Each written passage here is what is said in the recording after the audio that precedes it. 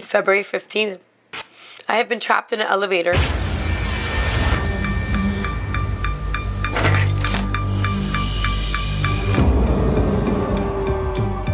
Looking forward to the long weekend. Valentine's Day and President's Day. How often do you get that? It's like the perfect storm, right? Did we just stop?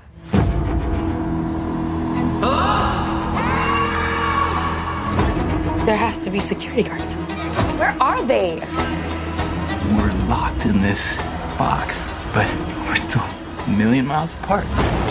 I'm an extremely private person. You don't even know me. We'll be fine, because we're honest with each other. We've been in here for days. Get me out of here, please. Happy fucking Valentine's Day.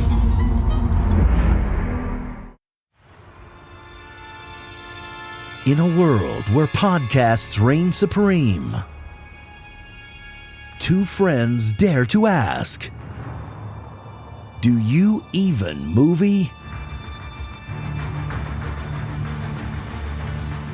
Hosted by filmmaker Henrique Couto and movie aficionado David D. Neuer.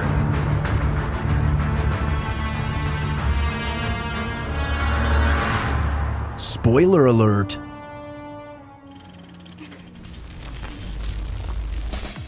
It's the life I chose. If you hum that shit on the show, I swear to gold, you will live to regret it.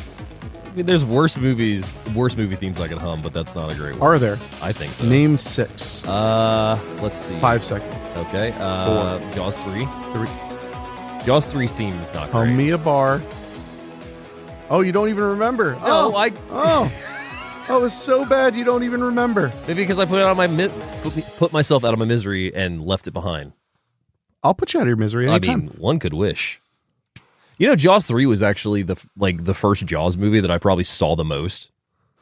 I'm not even kidding. Like, all I'm saying is, let that statement roll around in your brain a little bit. Like let it pass through your palm like a pair of Benoit balls. Jaws 3 is the Jaws film that I saw the most, like, out of all the Jaws films, like, early on in my life, because my buddy and I taped it off of Movieplex back in the day. I think the reason that comes off as a weird way of saying it is because I would just say it's the one I watched the most. Yeah. Because it's the first one. Yeah. But when you're like, that's the one I watched the most first, I'm like, like it's that meme with all the codes passing by. Well, but I think at the same time too, like, it was, it's the one that I have the most memory of, because, like, we legitimately stayed up late to record it, and then we also watched it immediately after we were done recording it on the VHS. My most watched Jaws movie, first most watched Jaws movie, was Jaws: The Revenge. That makes sense. I had a recording of it off of, I think, HBO or Cinemax, and the scene. I mean, I know I've been well documented. Oh yes, in my belief that Jaws: The Revenge is the most entertaining Jaws film. You've made me come full circle on it, which I never expected in my life to happen. Which is what the shark would have done if it had survived the Bahamas. It would have had a full circle the whole planet to get back to Jersey. Yeah. No, but Jaws: The Revenge, it's just sheer pound for pound. It has so much amusing stuff in it, even when it makes no sense. It had way more Jaws in it than I remembered. Like, there was way more shark action in that movie than I originally remembered. Well, whereas, it takes place in the Bahamas. Jaws 3 has probably the least amount. Yeah. No, I would agree with that, because you have the first attack of the guy at the gate. You've got the second attack with the two in the rowboat that are trying to, like, I guess, steal coral from SeaWorld, if I remember correctly. Something they're trying to steal the kid from Walking Dead. Not that guy. Damn it, Coral! Not that Coral.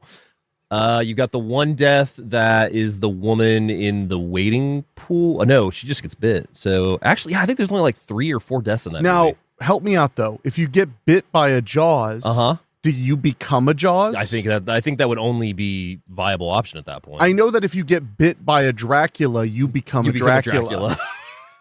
That's how towns end up overrun, just like 15, 20 Draculas just running amok. Do you think, though, with our current CGI, that somebody could go back and fix Jaws 3? You mean like the 3D Yes. or the literal effects? I mean the effects, both. I mean, you could absolutely. I mean, like, do you think it would be better, or considering- does it just need to stay where it's at? I mean, there is a saying in Broadway: "Don't fuck with a winner." Yeah. So yes, you could fix it. No, I would love to actually. Now that I have a new 3D projector and new 3D glasses, I would love to revisit it. I would too. And see if the 3D works better because it worked really badly. Gave a headache. I remember you telling me that. It gave me a horrible headache, and it was so sad too because I was so amped. Because in my opinion, any bad old movie in 3D is a lot of fun. Oh yeah. Unless it's what is it? Dial M for Murder with one shot. Yeah, that was an interesting choice. Yeah. There was almost no payoff with 3D, but also this new 3D setup I have is much brighter. Yeah. It's not as hard to watch in general, so it's a little bit more comfortable. Also, one thing I thought was smart was the glasses. I was like, man, they're so small. They barely cover my whole glasses. And then when I went to check my phone, I was like, oh shit, it's like bifocal, so I could actually see like the remote. That's awesome. Oh, no, that's what it was. I was looking for the remote control. That's cool. So, because in the old ones, I would always be like, trying to like look at where the play button. No, was you or put whatever. the old glasses you had. You put them on, and like you didn't see anything else except that screen. Which I mean, I don't hate that. No, but, I mean that was awesome. But no, like I completely came around on Amityville 3D after I finally saw it in 3D. I've only seen it the one time, and it was on TV, so I didn't even get the full 3D effect. Obviously, Imagine. crazy. I mean, I'll show it to you anytime you want. Oh yeah, Amityville 3D is one of those where the effects, I'm not saying they don't elevate the story, they don't elevate that stuff, but they really are like, it really amps up the fun of the film. we need to just binge your Amityville physical media, because now that you have like legitimate copies, we could do another marathon. You never did the full No, Amityville. No, I never. that is a hell of a marathon to run. I mean, that is. Well, because Vinegar Syndrome put out the other sequels, because you have the Shout that has 1, 2, and 3, and then Vincent did Dollhouse, It's About Time, and You're going backwards. Yeah, I know. I'm just that's the chronologically. first one that's coming to my brain. Evil Escapes. Yeah, which is the lamp. Yes. It was Evil Escapes, and then I believe because Amityville Curse was not technically in that there. literal, but I consider it to be canon. Yeah. But it's not literally canon. I have that one came out through another label. Yeah. A Canadian label. So you had Evil Escapes, and then I think you went and then Curse. Then It's About Time, and then Next Generation or New Generation rather. Yeah, and then Dollhouse. I think that's the order of the original run. Yeah. And then you get the remake, and then you get some other stuff too. that could be a fun day. Well, it depends. First, it's like any good challenge. We need to establish the rules that we're participating in. That is fair. So, like, are we doing just the original run as if we went to a tape to like rent tapes of every Amityville movie, or are we also watching the remake and beyond? I think we can sans the remake. I don't think we need to. So you just want to go with like basically Amityville horror movies up until like 1998? Yeah. I think because the fact that that those releases are out for one, because I never thought that those would ever get a Blu-ray release. I bought so many copies of Amityville It's About Time. I bought a VHS. I bought that Canadian DVD because I was like, why would anybody do this? Yeah. And then I realized that there just are not a lot of movies to put out sometimes. Yeah. There's just so much to put out. They will scrape that barrel. I was talking with a friend of mine, and I don't want to name him because I don't want it to, and it's nice because I could say this and it'll be like, which friend is he talking about? But that puts out some movies. Yeah. And he had said, like, I don't even feel like I'm competitive. There's plenty of movies. Yeah. That was his statement. Yeah. And I was like, hey, that's fair. I mean, there are plenty of movies. Speaking of which, did you see TerrorVision's announcement today, by the way? Oh, that collection? The slasher box set that has Basement Jack and what the heck? There's two other types, Beware, and I can't remember what the other one is. I took a peek at it. Yeah. It looked cool. It looks cool. And for $45, it's a hell of a steal. Yeah. Yeah. I remember seeing Basement Jack when it was like on DVD. I got the DVD at Half Price Books. I don't think you remember that far back. I'm not trying to call bullshit, but I'm calling bullshit. No, I was in college. I remember I was in college when I bought it.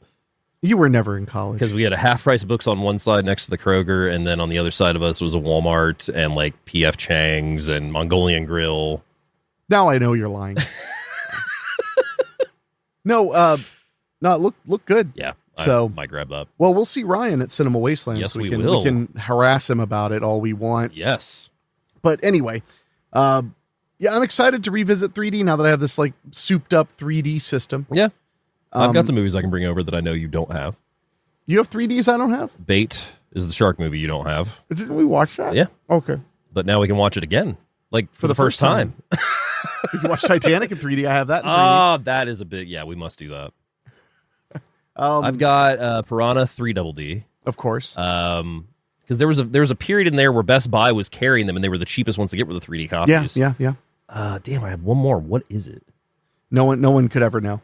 Sorry. Yeah, actually, I mean, I know I have Jaws 3, but that doesn't count. Oh, no. Great. Oh, House of Wax. Oh, but yeah. I think you did get that because that's wicked out of print now. I'm pretty sure I grabbed that. Yeah. I have a movie I've been meaning to watch for forever called Mask 3D. It's that one. Yeah. It's supposed to be psychedelic like an art film. as hell. Yeah. So one of these days I'll watch that. Man, to close this conversation, I just want Slugs in 3D. I feel like that would be like. Was it shot in 3D? No. Oh. But think of all the times that slugs come at you on screen. I mean, whatever gets you off, Dave. Like, I got nothing on that. Like, whatever makes you happy. I'm just thinking of the times that, like, I mean, yeah, you've made my mind dirty now from it, but I'm thinking of movies that things come out at you, or come at the screen at you, and now you've made it worse. So I think that's the perfect place to cap this conversation. I mean, we could delve into clowns if you want. I don't have a fetish for them, but okay. What do you call it then? I don't have anything for them. Yeah. No? No. You don't have a balloon for them to tie? Mm-mm. That sounds painful. Oh, yeah, it is. Yeah, it's the best part. Things we do for love, huh? Well, and speaking of, I Don't Love You. Yeah, that's fair. That was the segue. Oh, okay. No. Tonight we're talking about a movie that I feel like has probably been criminally underviewed. Mm-hmm. And that is a movie. What year was that? Was this 2019? 2019's Down. Yes. Which was part of the Blumhouse Into the Dark series on Hulu. Which launched in 2018 with its first one in October.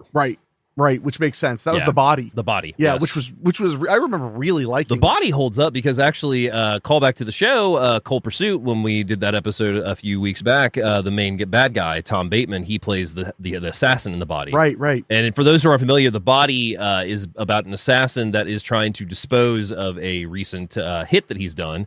But it just so happens that it also took place on Halloween night, so he has to cross all these places in the city and goes through all these Halloween parties, and people think it's part of a costume. Yeah, which is really clever. Oh, yeah. Well, so we'll do a rundown every week because this whole month we're doing episodes of Into the Dark. We're marching into the dark. Did I come up with that? No, I did. Thank God. Sitting next to you in the theater when we were watching, I think it was Presents, actually. Oh, yeah, I remember going, shh.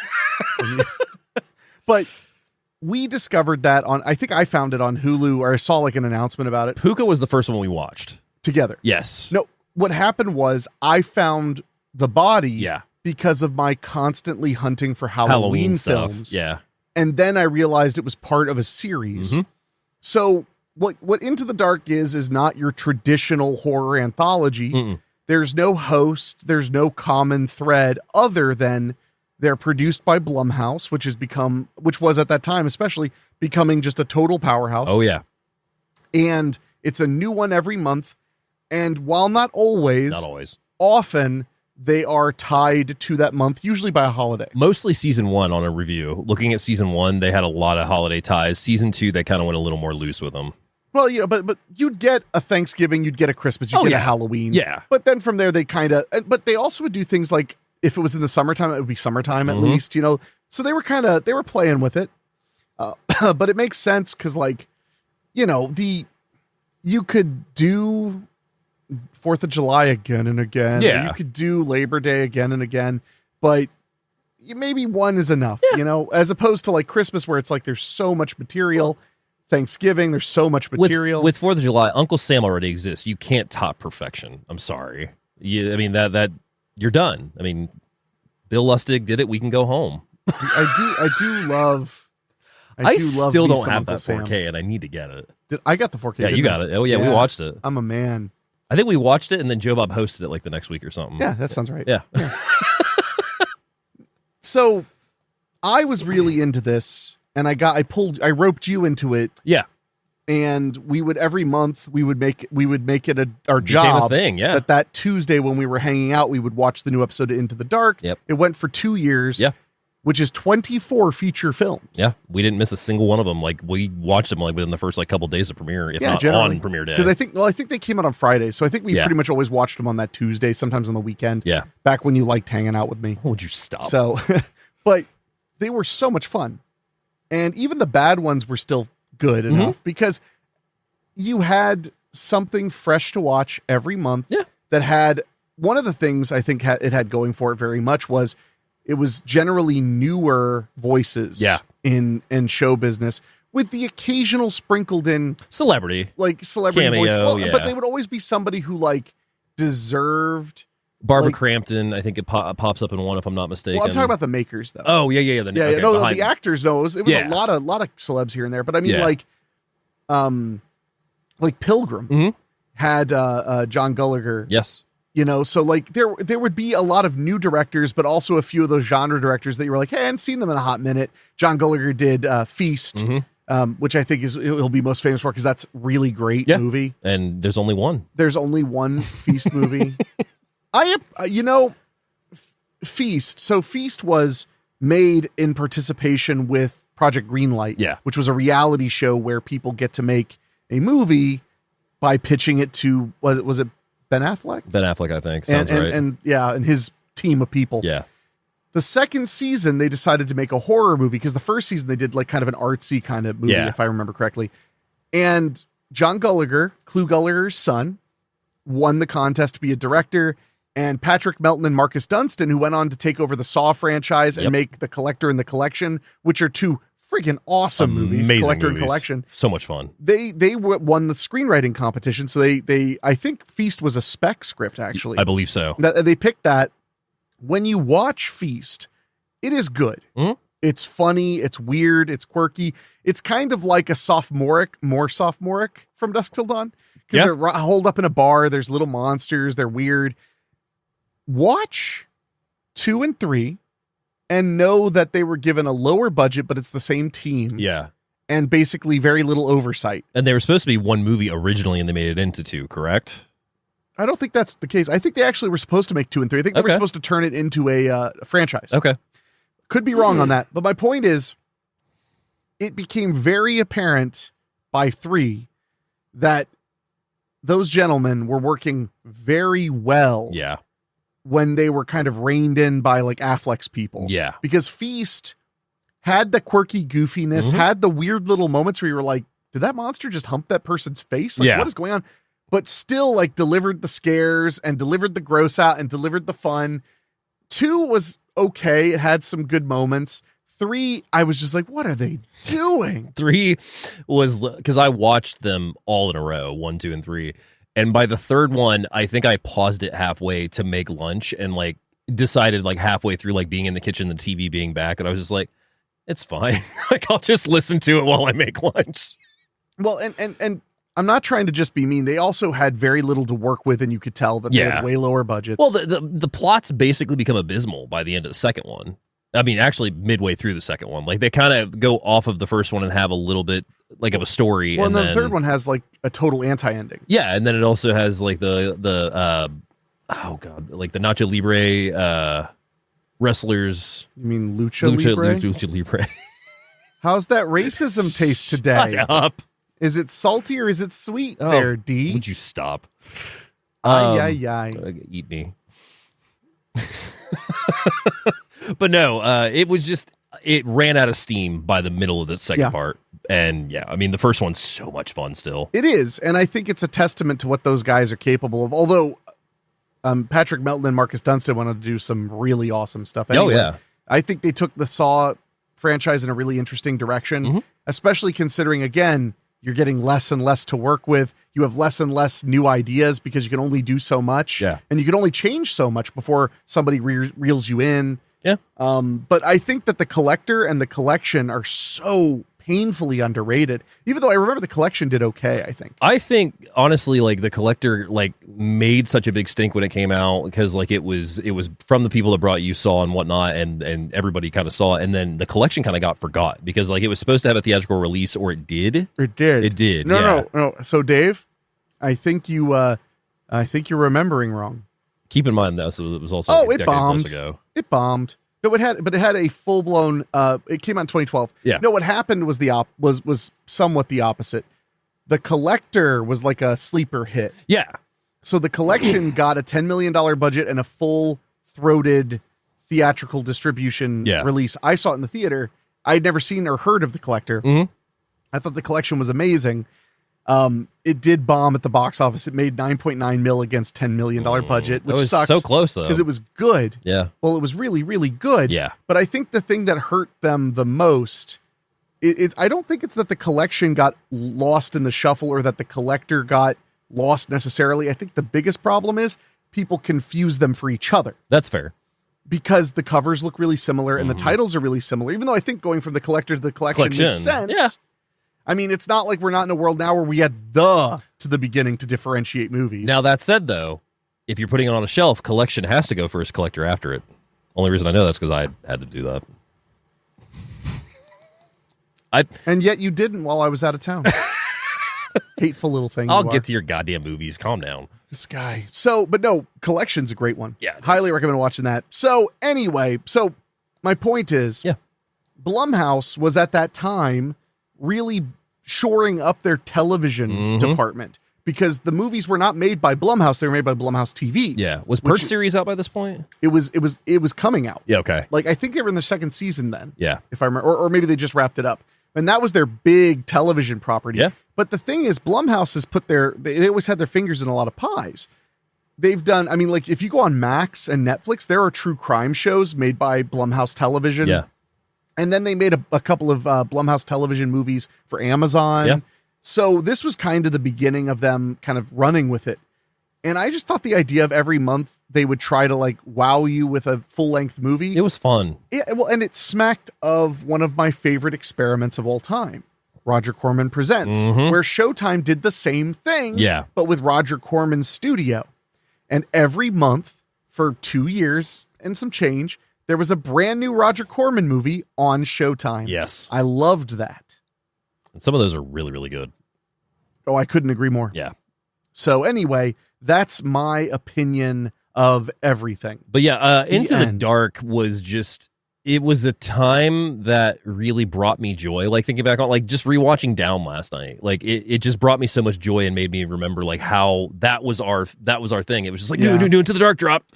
Like, that was good times. It was really fun. And this one had always stood out to me as particularly great. Yeah, no, this is a good one. So we are talking about Into the Dark, episode Down from 2019, 1 hour and 21 minutes, rated TVMA, strong language, sexual content, and graphic violence. And it's a love story. It is a love story. Which is nice because we just finished February, so we're easing into March. Yeah. With a little bit of elevated horror. Oh, look at that. I did not think of that ahead of time, which shows how little I prepare. Elevated horror. It takes place on an elevator. So IMDb synopsis says, 2 coworkers find themselves stranded in an elevator over Valentine's Day weekend. My synopsis, 2 coworkers end up trapped in an elevator at the start of a holiday weekend, one with sinister intentions that could turn deadly. Sorry. Spoiler. I've been reading too much, too many erotic thriller descriptions lately. No joke, like legitimately. A cop on the edge finds out. No, I mean, your description is correct, but it gives away too much. Yeah, that's fair. Because there really are no hints about the twist that we're heading towards. There's really no hints about that was also the beauty about Into the Dark was, you were given the title, you were given the trailer and would show stuff, but like there were full-on twists that were not in anything that you didn't expect. Yeah, no, you're right. I mean, it was a lot of fun with some of these. Taglines include nothing, because there are no taglines. So my personal tagline, this Valentine's Day going down has its consequences. Wow. I'll give you that one. Okay. You can do the next one next week. Oh, I was going to do one now. Oh, well, go ahead. Off the top of my head. Fire away. This Valentine's Day is scary. That's fair. I win. Yeah, good job. No, but yours was pretty solid. Pretty proud of that one. I'll give you that one. Pretty proud of that one. So Down, currently available to stream on Hulu, as is the entire Into the Dark, because that is where it premiered at. That's where it has sole ownership at. I would assume that it's going to be there indefinitely, but who knows? Who knows? And as a reminder, because I'm always angry, if you want to see it in 4K, you need to watch Hulu through Disney+. because the Hulu app is irreparably broken, and I don't care how many TikTok people tried to be like, but is it your TV? I'm like, dude, I tried everything. You did.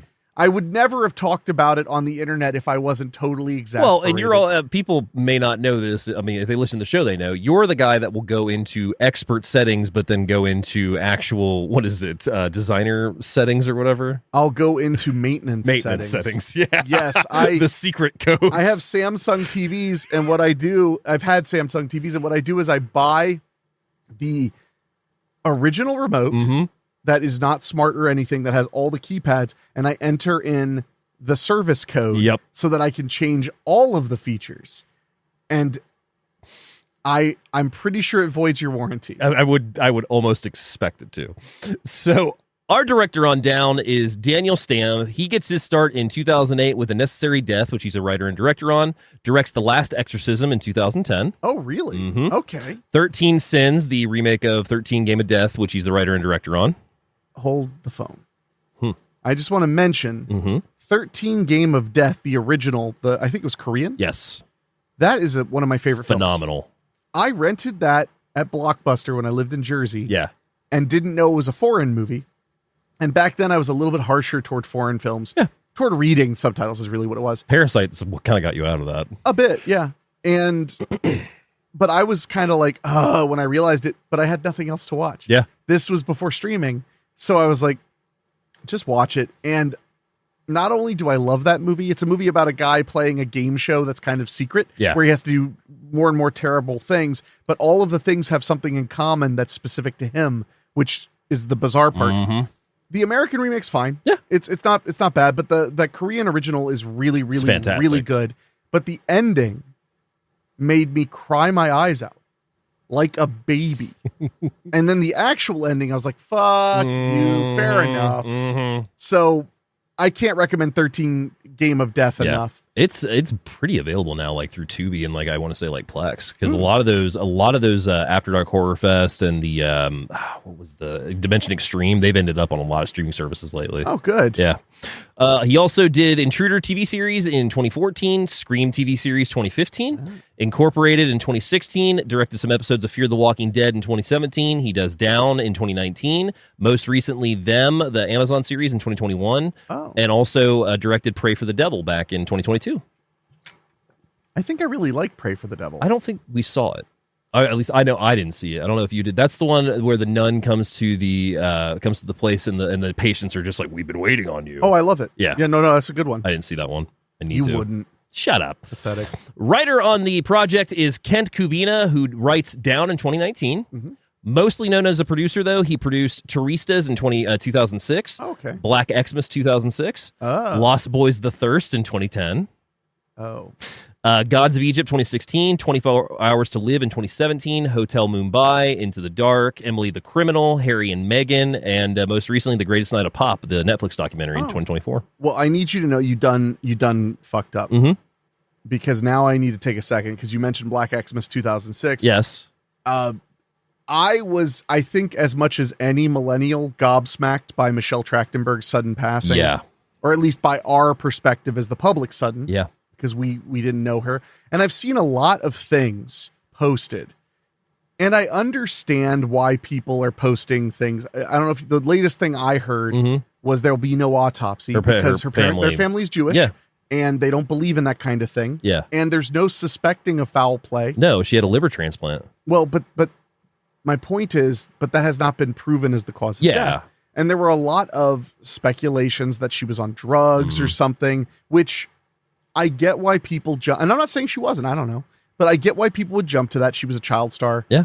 They are traditionally very troubled people. And that's awful. Yeah. But it could be explained by her having liver failure, all of her problems with her being thin, being sickly. I saw a post where somebody said, like, it's ridiculous of the family to do that and not give answers. And it's like, answers to who? Well, that's my point too. Yeah. Is you have nothing to do with this. Yeah. We are allowed to mourn the loss, but we are not allowed to attend the funeral. No.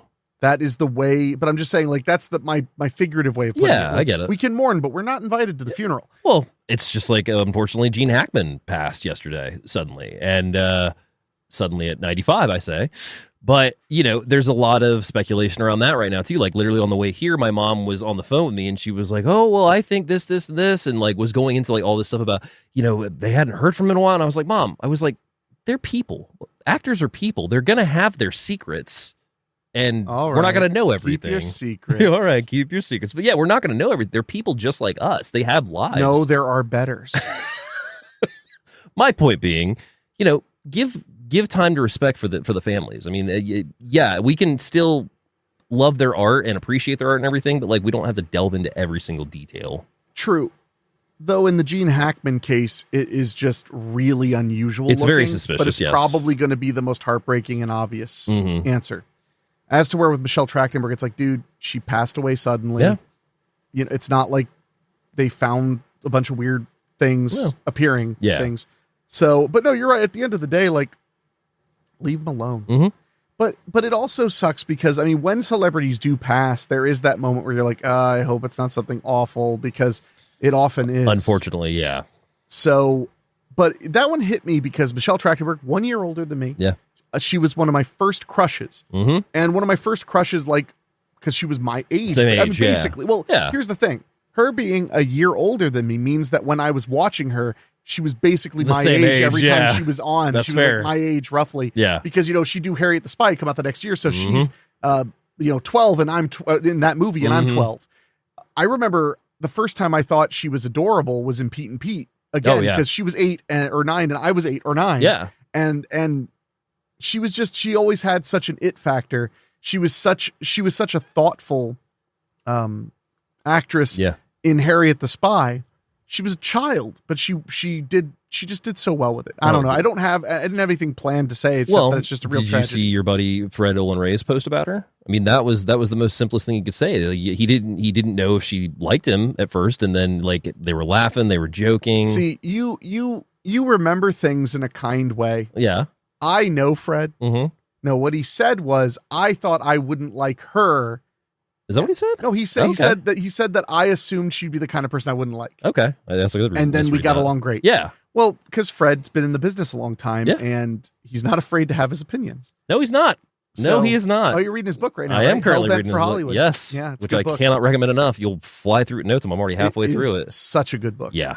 But yeah, so I don't know. I just want to say something because like that hit pretty hard, and I didn't follow her career much afterward. Well, but I know that she was very beloved by Buffy fandom Yeah. and stuff like that as and well. I'll tell you that we've already gotten 3 requests to do Harriet the Spy in the last couple days of her passing. We should do it. Yeah, I figured we would. So we'll figure out a point to fit that in maybe May or so. Or sooner. We'll do it. Yeah. We'll do it soon. Yeah. So anyway, thanks a lot, Dick. Moving on to our cinematographer is Scott Winnig. He gets his start in 98 with Changeover, followed by My Ambition in 2006, shoots Laid to Rest in 2009. Wow. Okay. Followed by episodes of Fear Clinic, not the movie Fear Clinic, episodes of the FearNet Fear Clinic series. Then he goes to shoot The Monkey's Paw in 2013, Animal 2014, Aftermath, The Wrong Boyfriend, Tales of Halloween in 2015. Oh, nice. Goes on to shoot Liv and Maddie, Director's Cut in 2016. He shot the Penn Jillette movie. He was the DP. Yeah. Oh, that's wild. Then goes on to shoot 12 Deadly Days, The Last Movie Star in 2017, so he worked with Rifkin. Yeah, he must have been in Riff's space. The Last Movie Star is excellent. So good. Very underrated. Exhume in 2017, Extremity 2018, Into the Dark in 2018, Doom Patrol series, Fear the Walking Dead, and most recently in 2023, The Witcher. So he was working on that series as well. When it said he shot Into the Dark, Down. or down, specifically down. Yeah, specifically so did down. he shoot any other episodes? No, okay. just down. I was Yeah. just curious because sometimes they like put a DP on a bunch of stuff. So Our cast includes Natalie Martinez, who plays Jennifer Robbins in the film. She gets her start in 2006 on Fashion House, goes in to be Saints and Sinners in 2007, Death Race 2008, El Dorado 2010, Detroit 187 in 2010 as well, The Baytown Outlaws in 2012. Did you ever see that? no. That was a direct-to-video release through, who was it? It was like a shoot-off of Anchor Bay, but I can't remember. But it was like Billy Bob Thornton biker movie, but like he's only in it for like a couple scenes. Huh. Yeah. End of Watch in 2012. I love End of Watch. Broken City 2013. CSI New York in see, 2014, Under the Dome in 2013, Secrets and Lies, Selfless, American Dad, From Dusk Till Dawn series in 2016. I really liked that series. I never got a chance to watch. I should You never really saw sit it? down and watch it. Yeah, it's only I've heard it's 3 great. seasons, I want to say. I've heard it's great. It's fantastic. The first episode is the entire opening of From Dusk Till Dawn, the movie. It makes sense. You'd have to establish Yeah. it. Yeah. Oh, no, it's super good. Keep Watching in 2017, Down 2019, Does Ugly Dolls in 2019, The Twilight Zone reboot in 2019, The Fugitive, The Stand, Reminiscence, Ordinary Joe, Wendell and Wild, and most recently Bad Monkey, the Vince Vaughn series in 2024. Our other actor on it is Matt Lauria, who plays Guy, or John Deakins in the real name. Actor starting in 2006 with 30 Rock, Law & Order, Criminal Intent in 2008, Lipstick Jungle, The Forgotten, Friday Night Lights, Burn Notice, CSI, Person of Interest, Parenthood TV series in 2012. Oh, of course. Ma, The Kingdom, Miss Bala, Down in 2019, Traitors, Shaft, Little Birds, Calls, 80 for Brady, Outer Range in 2023, CSI Vegas, and most recently Blind Spot in 2024. Nice. Yeah. So, first time watching, I mean, I think we've already said it, that we were together on this. We were together romantically. And it was the Valentine's Day. first time that we got into it together was Puka. So, Puka, and then New Year, New You, and then this. So Puka was December. Oh, yeah, because it was Christmas. Yeah, gift. because Flesh and Blood is the Thanksgiving one, right. and then, yeah, Puka. And I get thrown because there's a sequel. Puka Lives. Yeah. So I was like, I didn't remember that being at Christmas because that one wasn't at Christmas. Yeah. I think that was like August or something. And I think, honestly, you made me aware of the Body and Flesh and Blood right before we watched Puka. I think that was like the initial like introduction of this series, and I then think the you're new right. one came out. I think at first it was just my thing. Yeah. And then I was like, hey, do you want to watch this thing? Yeah. And then you got excited, and I was like, well, then I should tell you even more. Because like Down was the third one we watched, and I remember just being glued to the screen the entire time. I remember when the twist was revealed, and we just was like, "Oh my god, there's 40 minutes left. Like, where is this going?" Yeah, and it's a solid twist because what you have here is a film that it's a 90-minute movie roughly, and the first hour is in an elevator. I mean, aside from the setup in the first 5 minutes or so, they end up in an elevator. So, first of all, I love the idea of being stuck in an elevator. Mm-hmm. I think it's very scary. Yeah. I don't like the idea of being stuck in an elevator personally. Have you seen all the elevator horror films like The Shaft and Down? Well, first of all, Down? Mm-hmm. Dick Moss, the guy who gave us Don't Amsterdam. fucking call me that, you son of a bitch. The man who gave us Amsterdam gave us a killer elevator movie. I saw it. Yeah. Yeah. I've seen quite a few of them, and they're really fun. Yeah. The thing that's great about elevators is just that they're mundane and dangerous. Mhm. Mundangerous. Mundangerous. Oh, man. I deserve an award. But the other thing I love about elevators is they force us to be in close quarters with strangers. And not occasionally, pretty much always. Often, yes. I mean, if you're whether you're at a mall or an office complex, if the office complex is big enough to have an elevator, you're probably going to see people you don't know because you probably don't work with them. You once saved Amanda Beers, Fright Nights Amanda Beers, with an elevator. I was thinking about that last night. I guess I could tell that story real quick. Yeah.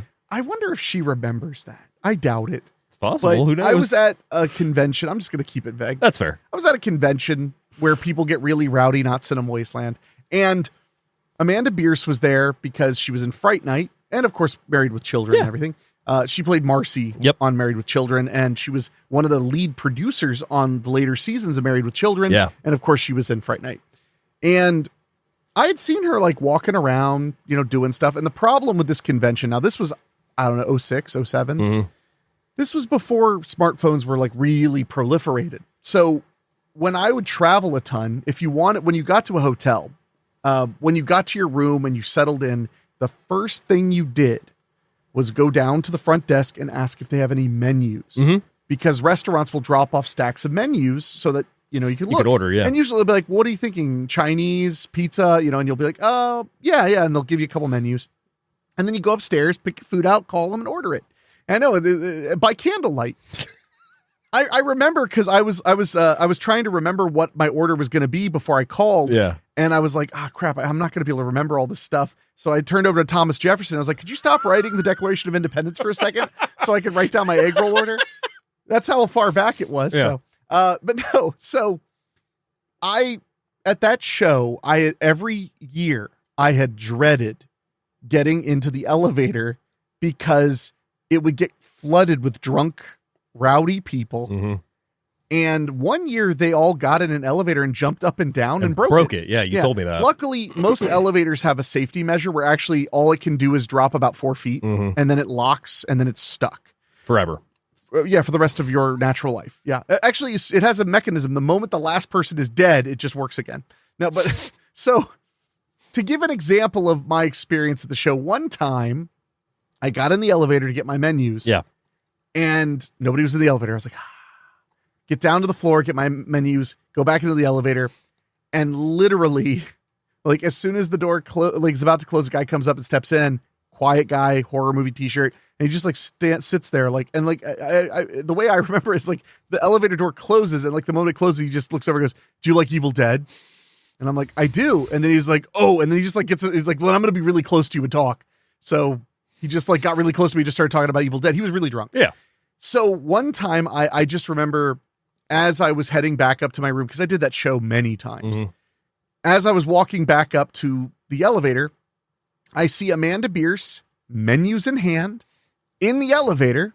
And as I'm walking up, I'm like, oh, cool. I'll get to ride up the elevator with Amanda Bierce. That's neat. That was the show where I rode up the elevator with Crispin Glover, and he was kind of a dick. Yeah, not surprised. You know, he may have had a bad day. So as I'm heading up to the elevator, this group of drunk people all like look over and one guy points at the elevator and goes, Marcy Darcy. And they all just start beelining for the elevator. So I just stood in front of the elevator with my arms open and just let the door close, blocking it.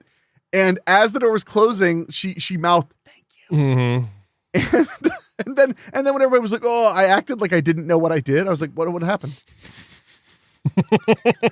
And then I waited for the next one. Pretty solid. You know, sometimes you just got to take one for the team, you know? So that's, and elevators have always been amusing to me because you have a captive audience. Yeah. Like if you ever want to have fun in an elevator with strangers, all you have to do is the moment the door closes, turn your back to the door and go, I'm sure you're all wondering why I've gathered you here tonight. And then if you get a good reaction, you can close with, one of us in this room is a murderer. Jeez.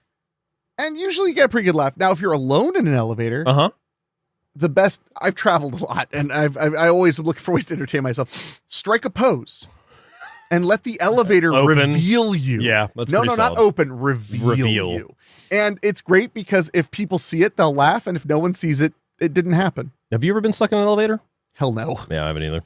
I came very close. There's an elevator in one of the buildings in Troy that I used to work out of. And your office was in the elevator? Those cheap sons of bitches. That'd be kind of cool though. For a day. for 45 minutes. Yeah. But I remember we were doing something for Ghost Tours because that was the main building that we ran Ghost Tours out of as well. And we had been carrying tables and everything. So we'd gone up probably 3 or 4 times by this point. And I remember on the 4th time going up, we just kind of heard the and then it stopped. Oh no. Kept going, got to the floor below where we need to get off at. And I was like, I'm just going to get off here and take the stairs. Yeah. And then sure enough, it got stuck at the higher floor. Nice. Nice job, Otis. Yeah. But yeah, no, never been stuck, but always paranoid it could happen. And be something like a True Romance, like Christian Slater's going to whip out a gun on me and, make me say that I'm in the FBI. Okay. That could be it too, yeah. Check me for a wire. Well, which is the beginning of any good lovemaking routine. All right, you ready to get into down? Why the hell not? So we're in a high-rise office building. It's the evening before Valentine's Day, and everybody's kind of getting ready to go home. We're seeing party decorations are up. We're seeing a big bowl of Hershey's Kisses. Well, I think it is Valentine's Day. No, it's the next day. The next day is midnight, because remember, that's why they open the wine. Oh, right. No, you're right. Yep. You're totally right. So we see that there's a woman. She's getting ready for a day, and that is Jennifer, and she's getting ready to pack up at the end of the day, but she's sending an email or trying to basically tell somebody that she's flying from New York and wants to be with them. I like how that description, she's trying to send an email. It's just like birds are flying in and pecking at her hands, and then she spills water. She keeps typing and then deleting and then typing and then deleting and then completely just closes the laptop with nothing sent. Like a government worker. We also at this time see another man in the bathroom. He comes out of one of the stalls dressed in a nice suit, but he notices that something's on his tie. So he tries to clean up his tie, and he's also got a bottle of wine. And we see that he's on the 49th floor and she's on the 42nd. Is that it? Or is it You're swapped? asking me to remember numbers. Come on. You know numbers. Dustin Hoffman from Dick Tracy? Oh, no, it's Mumbles. Damn it. Yeah, Numbers I was like, what are you Numbers talking- is the other guy. No. So if you want it to work for me, you need to understand your audience to manipulate it properly. So what you need to say is, he had $49 and she had $43. Like, no, she had $42. One's higher, one's lower. There. Correct. Happy? Never have been, never will be. So he's on the lower tier. She gets on the elevator and he gets on, and they don't shoot up conversation first. They're just riding the elevator hoping to leave, basically. And then the elevator suddenly stops. Yeah. Yeah. And there's just that look between them of like, because they had barely said a word to each other. They make a It's just- little small talk. It's the end of the night. They're just trying to get the hell out of there. Yeah. So it stops, and it's seemingly due to a thunderstorm that's going on outside. So we think that, that there's no power. She finds out there's no cell signal, and then they start putting together that could be a while. They're stuck in there. Yeah, they're both like, well, there's got to be a security guard on, right? But they also mention that, if I remember correctly, it's a 3-day weekend because President's Day Is Monday. Yeah. So they could be in there for nearly 4 days. A good while. So at first they start hitting it off, like they start making small talk. We find out that he's an accountant on another floor and she has been in the building for a while, but he claims that he's never seen her before. Like this is the first time that he's running into her. Right. I wonder if that's true. I just want to say, I really don't think they show that hand at all until the reveal. They don't. So as we're like goofing about it, it's because we know. But Yeah. the first time I watched, I had zero. It No. seemed like they were legitimately stuck in there, and I was waiting for the problem. For the reveal to happen. And I mean, Yeah. and he shares his water with her because like, she's thirsty and he's like, well, I got some water. She's like, no, save it. And he's like, well, we don't know how long we're going to be in here. And unfortunately, he was much thirstier than she was. He was. So finally, he shares his water with her. She's grateful for it because they talk about opening the bottle of wine, and they even have corkscrews. Both of them have corkscrews on them. That's a cute moment where they realize they have that in common, that Yeah. they just keep corkscrews. It's so nice when two alcoholics can meet. It's like my buddy who had sandals that had a bottle opener on the bottom of them, and I was like, you're doing good. I kind of want those. You are those. That's not true. I'm at least like Crocs with a bottle opener. Okay, that's bitching. I mean, that just means you like Jarritos. Like that's, if I had Crocs with a bottle opener on the bottom, there'd be a little thing under that said for Jarritos use only. I feel like Vans with a bottle opener. It's not a bottle opener. It just pops the tab off Monsters. And it can let you punch a hole in drywall. Now I'm like thinking of an entire shoe line like Converse would have. But no, yeah, they have a really sweet scene where they both reveal they have corkscrews, except I like hers a little bit more because hers has that keychain pop out that like basically makes it like a weapon. Yeah, well, his is much more like Swiss Army it's knife. tiny, and Yeah. it honestly makes more sense that you would have it on without being an alky. Hers looks a little bit more like she's like, I've tried the rest, but I need the best for when I don't know I'm going to be drinking wine. So they start passing the hours and they decide to play some games. Like there's one point they roll up like a piece of cardboard and they're shooting the Hershey Kiss wrappers into it. Yeah. They're getting to know each other. At one point they even start sketching each other. They start doing caricatures, except Jennifer's is like really funny and like almost insulting because it's like, she even says, I'm not trying to, I hope, sorry. he's chugging the wine. He's got devil horns. He's got wings and just looks like a creature. And he like really sketched a beautiful picture of her. Yeah, he drew her like one of his French girls. Yeah, and she even takes it and is like taking a picture of it because she's like, when I get power back, this is going to be my profile picture. It's a really sweet scene. It is. Well, and it's not like the level of rom-com fake out of like Hard eyes, or I would say even more so Sliver. Yule Log 2. Oh yeah. So it's not like that level of fake out, but we definitely are thinking like, okay, these two are having like a meet cute, and what's going to happen next, we don't quite know. Yeah. And I mean, obviously, you're wondering like, is the terror going to come from within or from without? I do wish they had a little more red herrings. I do like the fact though that like that just we have those two and we see that the building is empty. We're cutting to security cameras. We're seeing the cameras in the elevator. We're seeing the empty parking garage. I like that isolation tone of it, especially with the storm outside. Yeah, no, I agree. Part of me wishes that they kind of teased that like maybe someone, a janitor, was in the building. Yeah, like just to kind of make us look from without instead of within. I guess maybe is this a dumb question, and Yes. you can tell me if it is. Yes. Is it normal to have one security guard for an entire building of that size? Because if they have like 50 plus floors, that's a lot for one person to go through. It really depends on where your office is, the crime rate worries, how, like, if people often come in after hours, because oftentimes there'll be like one or two guards tops. Yeah. It really just depends. It's kind of like, I mean, now cops don't even have partners. You know, they drive around by themselves. Well, I mean, it worked out for Gibbons in T2. The buddy system is the only reason Gibbons is still alive. That is okay, facts. Gibbons. Gosh, but it's funny too, because like that security, like, that was always going to go bad. Yeah. Oh yeah. Because they didn't realize that they should have asked. I always thought that was an interesting thing. That like, as good as they were at what they were at the Terminator and Sarah Connor and John Connor breaking into Cyberdyne, I always thought it was funny that they didn't think to go, is there another guard on staff? Yeah. But maybe that's just telling us that, like, generally there are just one. Because that's the other thing too, is like, I've had friends who were guards, and a lot of the job is just sitting in one place. Yeah. On a lot of these. I mean, but again, it's like the worse an area you're in, the more you'll have to do patrols, or the more things you have to steal. Because that's the other thing.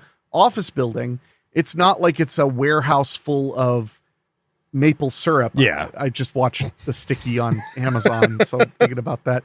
There's a great part where it's the fictional account of the great Canadian maple syrup heist. There's a great part where the guy who's helping them, who doesn't know anything about maple syrup, he gets them like this big tanker truck. And when they're getting ready to leave, he's like, did you get them filled? And she's like, I filled the back tank and I nearly fully filled the second smaller tank. And he's like, well, how much money is that? And she starts doing, like, saying the numbers, like, math out loud. He's like, I don't care about the goddamn math. Just how much is it? She's like, $8 million. He's like, $8 million? he thought she was going to say like 600 grand. Yeah. She's like, this stuff's worth a lot of money. Yeah. Anyway, but no, yeah, if you have like products to protect or things that are worth stealing, as opposed to like an office complex, I mean, who's after your fax machine? Yeah. You know, except for somebody who's been wronged by it. I was going to say office space. that, or the On the Line, that movie with Mel Gibson where that guy was stealing office supplies. Or was he? No, but that's a so good movie. There could have been only one. There definitely would never be none. Yeah. No, So- I mean, you'd have to have somebody. That was the one thing, because like I was even thinking with P2, it was just like, there's only one basically for that entire big building. He wasn't a guard of the building.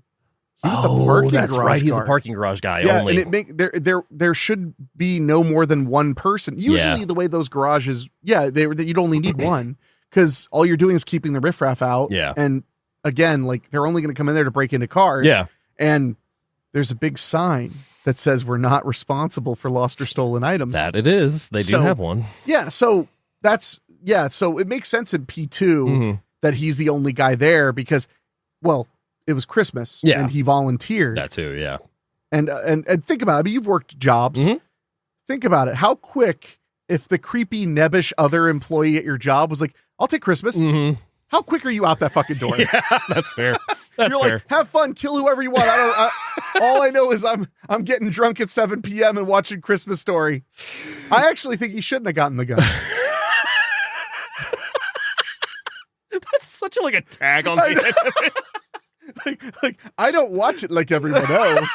I think it was a bad idea. That does bring me to the point. I love that fucking meme of that guy that's at the bathroom, that's pissing in the urinal, and there's just like a wall of them, and then there's that guy that comes over and stands right next to him. And the one I saw a couple nights ago was, I think Die Hard's the best Christmas movie ever. Yeah, I do enjoy that. Those are great. Yeah. So yeah, they've had some getting to know you time, and that's when they kind of take it up a notch, because they get onto the subject of is it the dirtiest place you've ever had sex?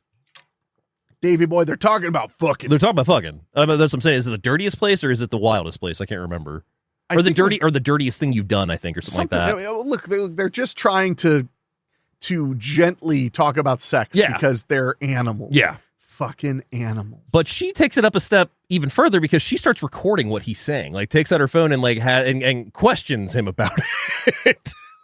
Little odd. It was odd. Like, rewatching it last night, I was just kind of like, I remember that, but also that's still pretty fucking for the odd. record, if you have just made, I mean, like, I make friends quickly. Yeah.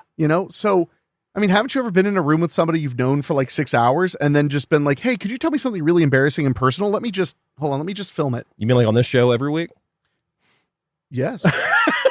Yes, yes, just like yes, just like this. No, honestly, I'm starting to wonder if this show's court appointed for you because I don't know why you show up, man. It's therapy. That sent you.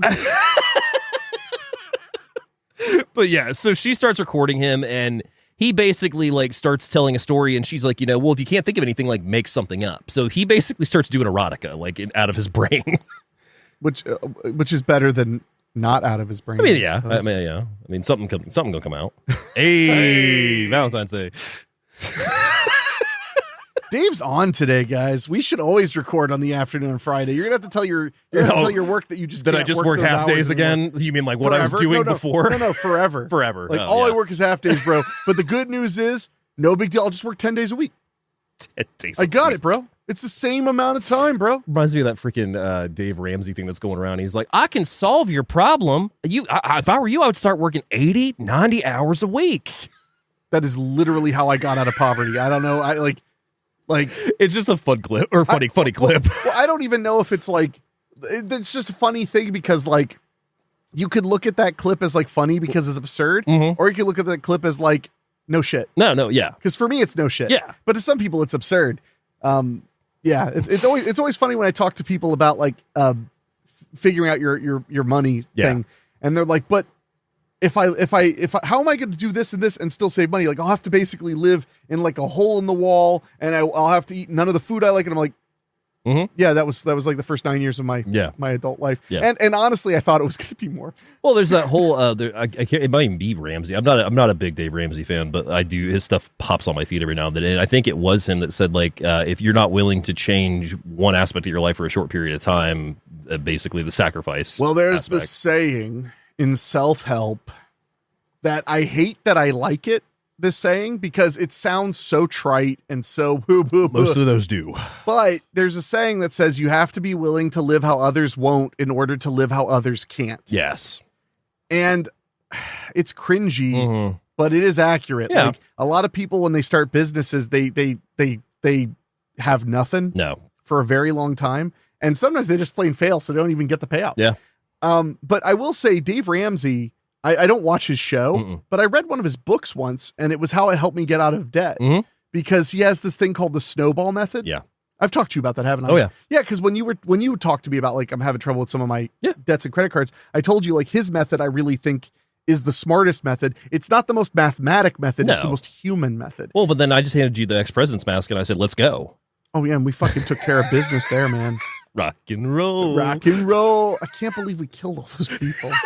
Like you thought it was just going to be the one, but that's the irony of being a bank robber is you're like, okay, if one guy gets hurt, it's okay. And then it's like 15. Like that's how quick it happened. I can't remember where, if it was either on Letterboxd or IMDb the other day, but I read a review on Point Break and it was along the lines of that whole thing of Goodfellas where it's just like, this is a movie that just kind of glamorizes bank. I'm like, did you watch the ending? Yeah, no, that sounds like he probably just has IBS. So he's like, he gets through about half the movie before he shits his brains out. And then he's like, oh, the credits are on. Well, it's pretty good, I guess. I guess they all lived happily ever after. No, he's right. Every crime movie should just start really miserable and sad and depressing and boring. Yeah. Oh yeah. And just never get better. Yeah. That's the way it should be. So she records him, and as his story goes, it starts getting a little darker. He kind of starts coming from a dark place. You think? Just a little bit. A smidgen. A smidgen. A skosh. And so he abruptly ends his story, and he basically tells her that he's also become aroused at this point, and she kind of figures it out with him as well. Look, I am the lifestyle coach of this podcast. No person is going to sit in a room with only you and be like, let's talk about sex. And then be like, what the fuck are you turned on? That's just bullshit. No, like, I'm not saying that meant she wanted to like sleep with him, but she was like feeling a little well, she's loose. the one that coaxed it out of him. Well, but I'm just saying, like, they were drinking wine together. Yeah. They're stuck in this place. Yeah. He's a good looking guy. She's a good looking girl. You feel a little loose. It's like, that's like a nice way to kind of test those waters a little bit. They've also kept a pretty respective tone so far because she also reveals that like she had an ex and by this point, and also I think he's basically said that he's had past relationships but hasn't really gone into it much. Yeah, he said that he just doesn't have a lot of luck. Well, that's one of the things they bond over is like they're both kind of sad saps. Yeah. Hope like both of them. ironically, they're very alike because they both have a hopeful Valentine's romance. Yeah. That they're hoping will work out the way they want. And by this point, they've uncapped the wine. She's missed her flight, and they've accepted that they don't know at this point when they're getting out. Yeah. So they are just basically trying to pass the time. So he goes to ask Jennifer if he can kiss her, and she ends up kissing him. They end up having sex in the elevator. And then afterwards, he is, getting dressed. She's getting dressed. And he's kind of like, well, what happens next? And she lays some hard, cold truth on him. David, first of all, we promised the audience that when there's a love scene, we would turn down the lights and you would go play by play on it, blow by blow, if you will. So go on. What did I used to say I'm trying to think what I used to say on primetime. Shit. I'm going to take the buttons off your blouse one by one. Terminator reference. So they, and this is the thing. This is why the movie works so well. Them sleeping together makes sense. Yeah. It came about organically. Yeah. Again, they were feeling the wine. They're both attractive and adults. he's, like I said, he's been respectful the entire time. Like at one point she has to pee and he's like, so standing cool in the about corner. She's like, close your eyes. He's like, all right. Well, he offers to let her pee on his coat. Yeah. Just so it doesn't have to pool there. And she doesn't want to. So he's like, well, how about your empty thermos? Yeah. Boom. But like he's over there and he like covers his eyes, like can't hear anything. Trying to help her relax. And even when she's all embarrassed by it, because it's like, it's really realistic. She's like laying there, like hugging down because she has to pee so bad. Yeah. And he's like, why be embarrassed? Like, I'm going to have to eventually. Like, yeah. You're not alone in this. So I think that them having sex made perfect sense. Yeah, it absolutely does. Because they were flirting a little bit. They're both perfectly attractive individuals. What a great story of How I Met Your Mother. You don't talk about my mother. No. You better pray she doesn't see that. She'll find you. You know what they say? You can take the girl out of Hazard, Kentucky, but you can't take the Hazard, Kentucky out of the girl. No. I love your mom. No, I love her too. I would hope, right? But no, you're right. And that's kind of what I like, though, is it didn't feel forced. No. It didn't feel like pointless. Yeah. I felt like, because again, this is a TV movie, and often TV movies are kind of shallow. Mm-hmm. I thought that they set it up really well. No, the progress is really good. The timing's really good. Yeah. And I mean, like I said, we're getting ready to reveal it. Once we get to the twist, there's still 40 minutes left. Yeah. So, I mean, we've had this great time to get to know our characters, and now shit is going off. Well, and I got annoyed because we were looking at the Roger Ebert.com review of the movie, and they had said like it's another one of these like you have sex and it goes bad things. And I was like, okay, first of all, shut up. Mm-hmm. Second of all, like, you should be careful with who you sleep with. Yeah. David. Damn. Okay. No. No, but you should, though. And that's kind of the point, though, is that we have this setting that makes perfect sense. Oh, yeah. I never once when I was watching it thought, gee, why are they just banging it out already? No, it makes sense. They're both really sweet. Yeah. And the situation is that whole like lonely hearts end up together kind of thing. I liked it. Well, and he's given far more vulnerability so far than she has too. I mean, like he's really opened up. So we think. Definitely. So basically Jennifer tells him that, she could fall in love with another person. And on the other hand, Guy tells her that the encounter was merely casual. And it's just like, now we've got a problem because he really is like, well, I thought, we'd be together after this. And wouldn't this make a cool story? And and at first he's being a little chill. Yeah. Like he's just mostly mortified that she's like, and he's like, well, no, but that wasn't nothing. Yeah. We like slept together. And she's like, yeah, but like, I think didn't she say that it like made her realize that she wants to go for her She still ex? has feelings for her ex. Yeah, it made her realize that. And it's like, that sucks. But it's also a really great example of like what happens when you can't escape your one night stand. Yeah. Well, but then Guy's holding all the cards at this point because she basically says, you're a nice guy, but I still have feelings for my ex, and we'll always still have this because like he even says like, are you just gonna act like this didn't happen? She's like, well, of course it happened. She should have been like, I love you like a brother. He'd be like, we just had sex. He'd be like a stepbrother. Pornhub sound here. Well, they're both stuck. Hey. So he gets frustrated, and we start to see the rejection build a little bit more, and then he suddenly reveals something, a lot of somethings, one of which that he is not a guy who works in the building on the 49th floor. He's the security guard for the building. The one who would be in the office. And also, he's had a key this entire time. And while she was distracted, when she got on the elevator, he stopped it while she wasn't looking. Because why would you? Why would you be observing the other person as they hit their number or whatever? Yeah. So he stopped the elevator. He reveals that he is the security guard for the building, and also that he is the only worker right now because the two others, he relieved them. Yeah. Gave them the option to take the night off. So he's the only one in the building. That meant he had sex with them. So naturally, he turns the elevator on and he's like, I'm sorry. And she just goes off. She's like, you're going to be fucking arrested. Like, I'm going to have the end of you. And he's like, I can't have that. Stops it. She charges him, goes to kick at him. He picks her up and she breaks the key off in the freaking. So now they're ignition. actually stuck. Yeah. And this brings about the next part that I really like. Yeah. Because they tried early on to escape and it just wasn't happening. Yeah. And because this is a big, we forgot to mention, this is a hefty elevator. This is a very nice building. I would say it's at least like 10 by 10 probably. Or close to it. Yeah. Because 10 by 10 is pretty huge. Yeah. I think it might be like 8 by 10 because it felt like it was a little wider than it was. It's probably like from here to there of this room where we're in right now. That's almost exactly 8 by 10 actually. Yeah. I think that's about the size, yeah. But like, kids, don't tell the person who is like friendly telling you they're a friggin' creep. Yeah. Don't tell them you're going to throw them under the bus. No. Be casual. Be cool. Everybody be cool. Everybody be You cool. Just, okay. And then what you do is when you are in your car, you drive straight to the police station. Yeah. Like, that was a big mistake on her part. Yeah. Like going off on him. She should have just been like, I gotta go. It's tough. You would want to pretend to not be happy about it. You'd be like, whatever, like, I get it. And then get out of there and then call the fucking police. So she breaks the key off. They are officially completely stuck. No one's going to be in the building till Tuesday. He does not expect anybody to come through. And by this point, he's like, fuck, now my plan's all screwed up too. And now they are legitimately stuck together. Well, his plans aren't screwed. He wanted to spend the whole weekend with it. That's fair.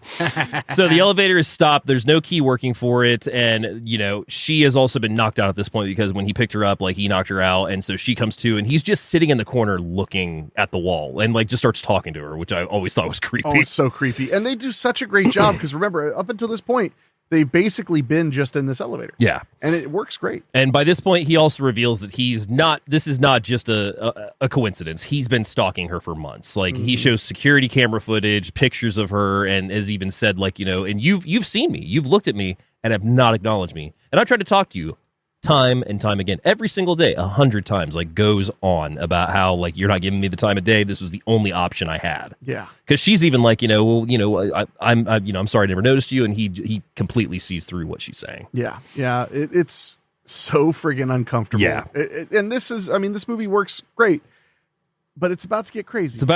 Yeah. So he decides that they've tried everything so far except the last thing, which is to go through the ceiling. So he takes off. I think is it his shoe or her shoe?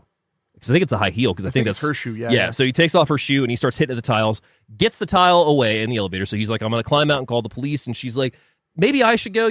I'd be easier to lift. Blah blah blah blah. So he's like, I don't know about that, but okay. So he puts her up. She gets on the roof and immediately flips him off and goes running.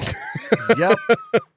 Because why not? Yeah. So she tries to climb a ladder. He jumps through the hole that he has made for himself and gets onto the roof of the elevator, starts chasing her up another ladder. One thing leads to another. They end up falling completely from the height onto the bottom of the elevator. Right back in. One thing leads to another. They end up sleeping together again somehow. But then they're back at they end up right back in the elevator. Yeah. Going down. That is one thing when they fell, it should have just moved a little bit. That would suggest they're in serious trouble. Yeah. I mean, that elevator looks like it could hold cattle. So Jennifer is the first to recover, and she ends up tying up Guy using one of the discarded clothing. So his hands are tied behind his back, and she takes the opportunity to also make a power move. She grabs the cigar lighter and the cigar cutter because we forgot to mention that she got gifts. There's so much. Yeah. He ends up taunting her by digging through the gifts she had gotten her beau. Got her boyfriend a nice suit jacket and a box of cigars and a cutter and a torch. It was some weird box that had like 3 cigars and a cutter and a torch in it, which I didn't understand. It just seems like if I was like, oh, she's like, I got you cigars. And if somebody came to me, I was like, I got you cigars. And it was a box. And then I open it, and it's just like 3 cigars. And so I'd be like, do you like me? I thought you got me a box of cigars. What if it's just like one cigar and just like a nice card just placed in the box? It depends on how nice the card is. Honestly, A handmade Terminator 2 card for your birthday? I would cry. You're welcome. Well, there were no cigars, though. There's a massage you still haven't claimed. You just really amped up the sexual tension between us on the show when you threw that out there. Oh, yeah, here's the coupon book. It's just in a bunch of... Yeah. One free, full stone massage. In parentheses, under stones, it says testicles. Testicles. Yeah, like a hot stone. It just says all by me only. All by me only, and if I'm not available, my roommate, TBA. Or TBD, to be determined who my roommate is, but he'll have to run me down. So she holds up the cigar cutter and the torch, and basically you get the impression that she's going to be hacking his dick off. Yeah, the cigar cutter is a scissor-style cutter, and it sure looks like it would not be out of place at a bris. Mm-hmm. This is very true. That's where you circumcise a baby. So I love this too because since this is a TV movie, we have the fade to blacks. So that's my favorite is him. No! Darkness. Yeah. No, it's so much fun. So when we come back, we find that he's basically like laying in the fetal position, and she has decided to get her phone out once more, and she's like, my name is Jennifer. I've been stuck in this elevator because by this point it's like 2 days, I think. Nearly, yeah, something like that. And so she turns the camera on him, has him confess that he's not a security guard, what his real name is, which is John Deakins. It's not Guy. And just a bunch of other things basically incriminating. But one thing, you'll love this. So Cam was getting ready for work last night when I was watching your roommate who might have to run me down. Regardless. Yeah. Yes. I mean, I don't want to disregard that. That's fair. But yeah. So he was like, that actually wouldn't be held up in court because it's under duress. Except that it's all true. That's what I said. And he's like, well, technicality, blah, blah, blah. No, the video would not be admissible in court, but the fact that he is not who he said he is and who he really is, that part could hold up. Mm-hmm. Yeah, that's the tricky thing. They couldn't probably show that to the jury, but they could use it to help investigate. Yeah. So that is when we see that she's got everything recorded on her phone now. He's John Deakins. He used to be a successful white-collar worker, and then tells her that the sexual encounter he claims to have made up earlier was actually true. So the dark side that came out, that was from experience. Yay. So only in reality, his passenger was accidentally killed when his car ran off of a ravine. And that's after serving 6 months in jail for the crash, and he was unable to get a promising job, so he plotted the elevator incident to get a taste of his former life. Aw, every time you go away, so I'll find you. By this point, both parties have fallen asleep. It's the next morning, and we see somebody else entering the building, which is one of the security guards, Eddie, with a girlfriend that he's brought in, and he immediately goes to his desk. He sees in the camera that 2 people are stuck in the elevator, gets on the intercom, starts talking to Jennifer. And he's like, we're trapped in here. He's like, okay, I'll come save you. Finds where they're trapped at.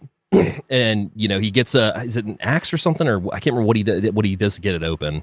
It was like a pry bar, I think. Yeah, pry bar. So he pries it open and he finds out, he's like, John, are you in there? And he's like, yeah. And he's like, yeah, well, here's my key. Gives him the key.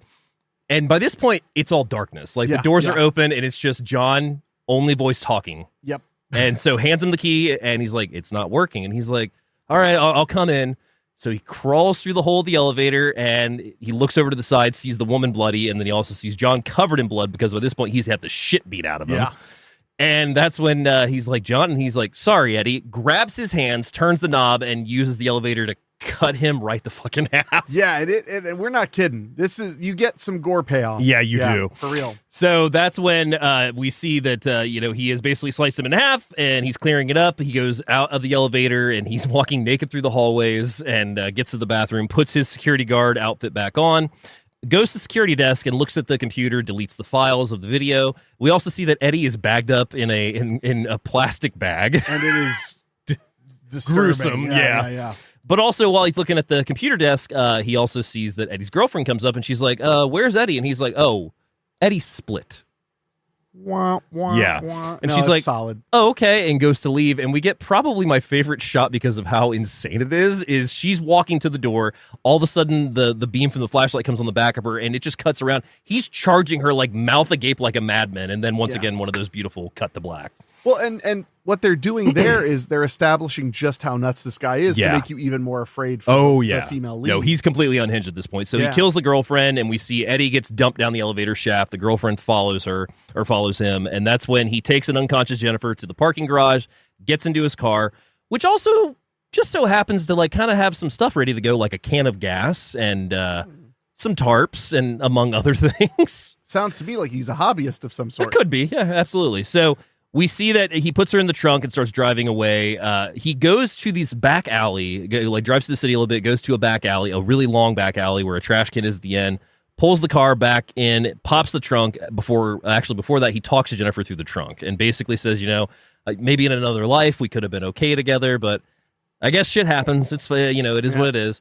So then he pops the trunk. Jennifer's playing possum and quickly jumps up, kicks the shit out of him, knocks him out, throws him into the dumpster, and then the piece de resistance.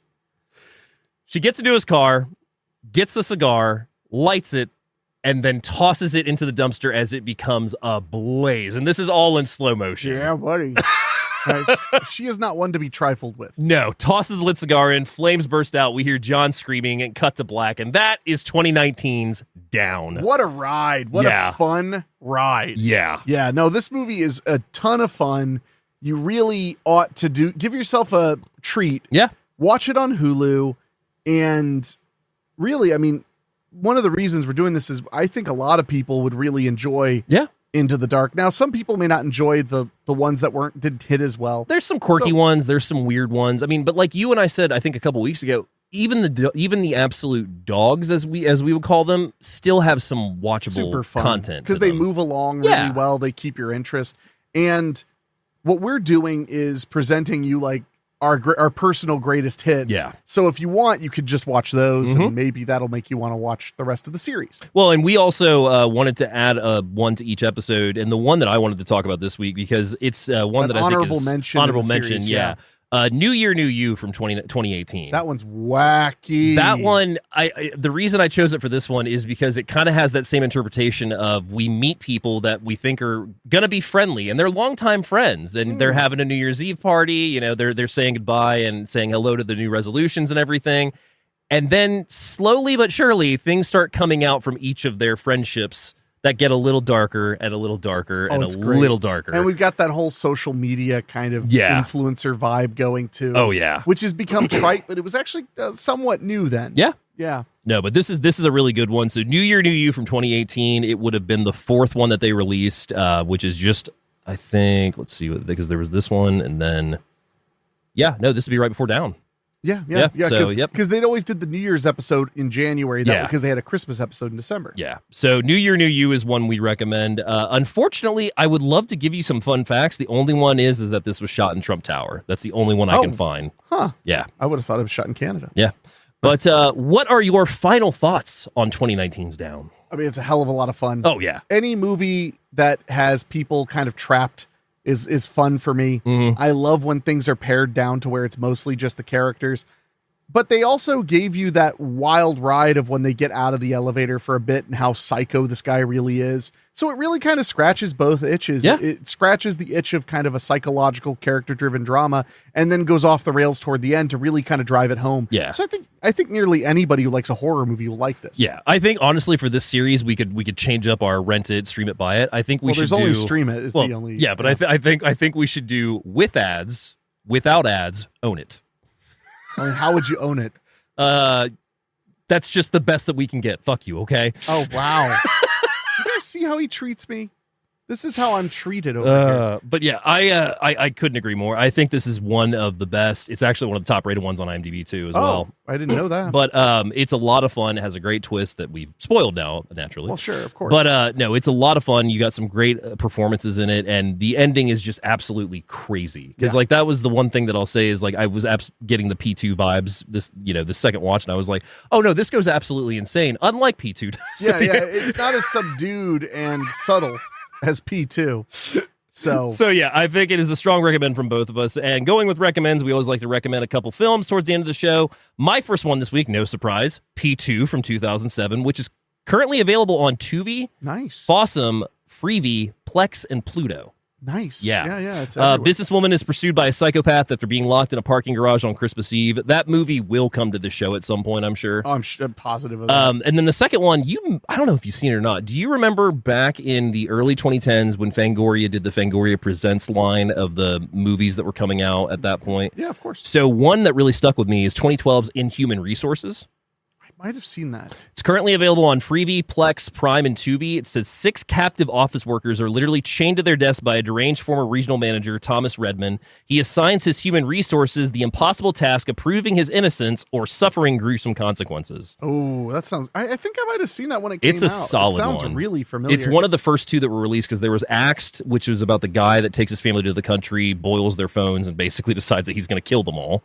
Yes. And then Inhuman Resources was the second one. And Inhuman Resources is a blast. It's got a great twist at the end as well. Nice. So what's your recommendation for this week? It's a little obvious, but I really think it's perfect for this because it's a classic, more modern elevator thing. So it's 2010's Devil. I was waiting. I love Devil. Yeah. I screamed when a certain moment happened in Devil. It is a thriller. It's got supernatural elements. A group of people are trapped in an elevator, and the devil is mysteriously among them. The whole thing is trying to figure out who the devil is. Yeah. In the elevator, and you've got all kinds of people. That was right after The Happening? Maybe right, like, yeah, probably. Yeah, because I think M. Night Shyamalan was one of the writers. Yeah, because Lady in the Water, The Happening, and I think it was Devil was like not one of the comebacks, but like one of the ones that people took note of again, I think. I think so. Devil was definitely, I remember people talking about it positively. Yeah. And I just really, it really stuck out to me. No, it's a good one. It's really fun. Is it available anywhere? I didn't look. Rent it on Amazon. Ah, damn.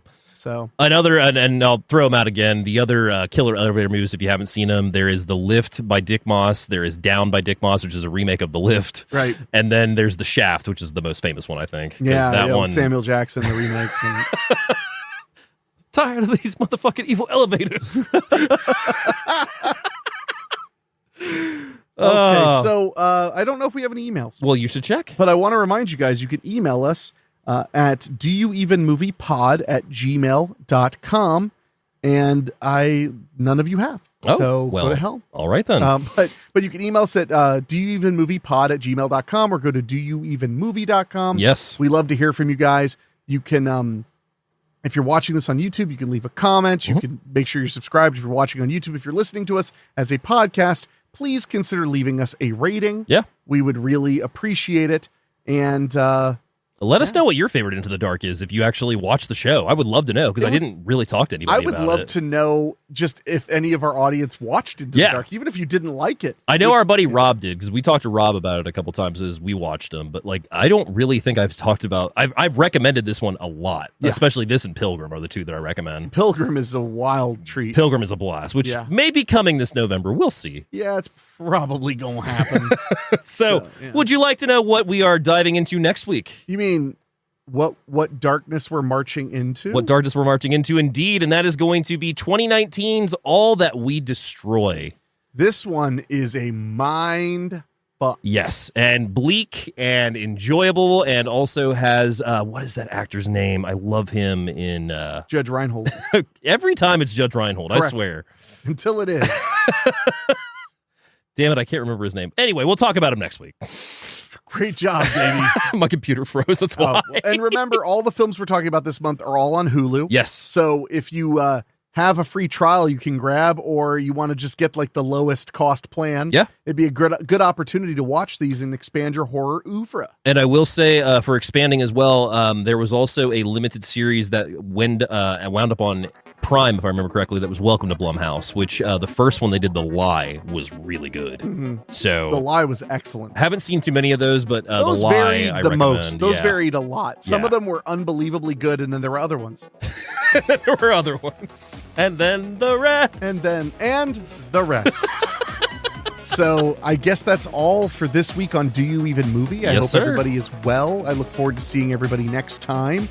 And in passing, you, David. And I'll, even though it's already happened, appreciate everybody who joined us for our live stream. Yes. We, I'm sure, had a great time.